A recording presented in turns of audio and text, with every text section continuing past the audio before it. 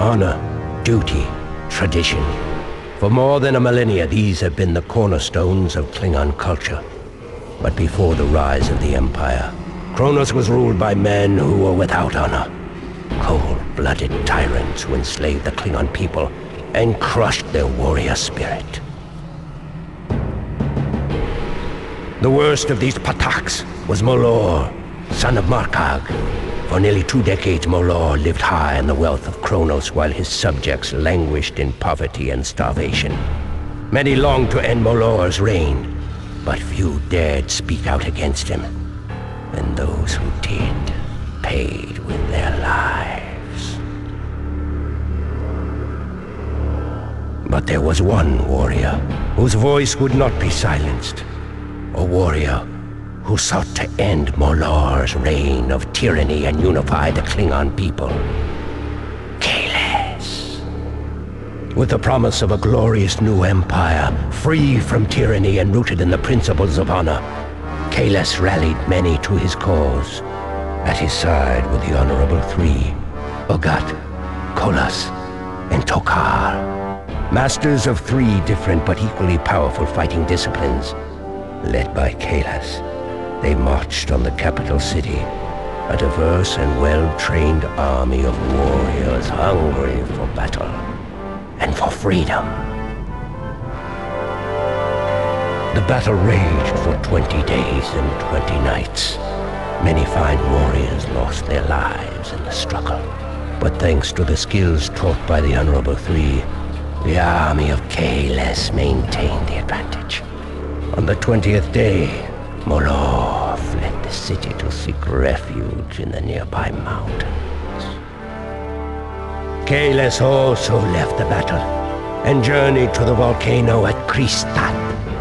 There, from the molten lava flowing from the summit, he forged a mighty blade. He called the weapon Batleth, Sword of Honor.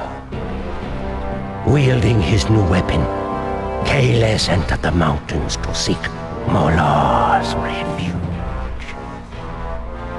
The final battle took place high in the cliffs overlooking the plains of Kufkul. As the battle raged below, Kahless and Molor were locked in mortal combat, each knowing that the fate of Kronos hung in the balance. Finally it was over. Raising the Batleth above his head, Kahless howled at the sky, a warning to the honored dead in Stovakor that the souls of many great Klingon warriors were on their way. His howl echoed across the plain, and the warriors on both sides laid down their arms and took up the cry. The tyranny of Molor was at an end. In gratitude for their leadership and training, Kahless decreed that the Honorable Three should continue to teach their skills to warriors of future generations. Ugat, Kolas, and Tokar swore an oath of loyalty to Kahless. They placed their Dakta knives on the ground, one by one, symbolizing strength, duty, and sacrifice. And connecting the 3 weapons, Kahless drew a circle, symbolizing honor, the force that surrounds and unites all the Klingon people.